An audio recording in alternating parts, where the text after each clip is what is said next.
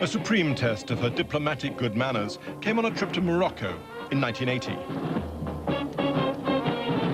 The state visit got off to a bad start when she had to wait in her car for half an hour because the welcoming banquet wasn't ready. The King of Morocco was not a man noted for his punctuality, to put it mildly. One has to understand the nature of the monarchy in Morocco, where the king is an absolute monarch. There's no good asking what time he's going to arrive anywhere. He arrives at the king's time. It became a nightmare for visit. He was enraged because he knew he was getting a very bad press in Britain. His press secretary would have given him stuff from the Sun and the Mail and so on, which was lethal. Things went from bad to worse at an open-air lunch in the desert the next day. The Queen was left in an open tent to watch tribal dancing, while King Hassan attended to more pressing business in his air-conditioned caravan.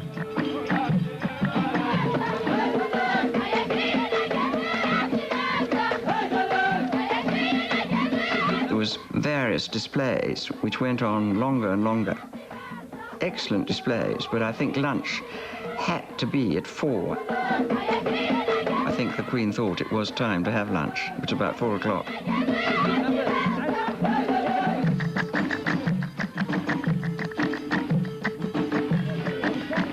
He had sent his chamberlain to see the Queen to say, could she postpone by 1 hour the dinner which she was holding on Britannia that evening. And I received this message, and I went to see the Queen and said, well, what do we do now? And she said, well, of course, I can't change it because lots of people have been invited for such and such an hour, and there's no way of reaching them all, and saying it's an hour later. But please tell the Chamberlain that I'll quite understand if His Majesty is delayed.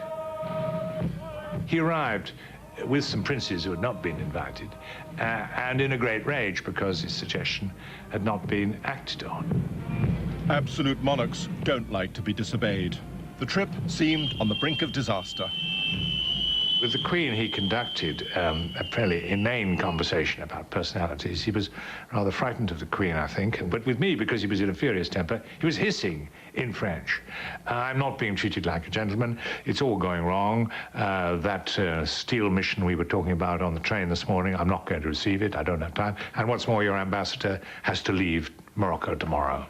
And I was quite inexperienced then. I didn't know what the hell to do. The royal advice was, stay cool, keep smiling, and do nothing. And this was right, because the next day was all smiles and presents of carpets and everything was fine. And the ambassador in question was knighted by the Queen on Britannia.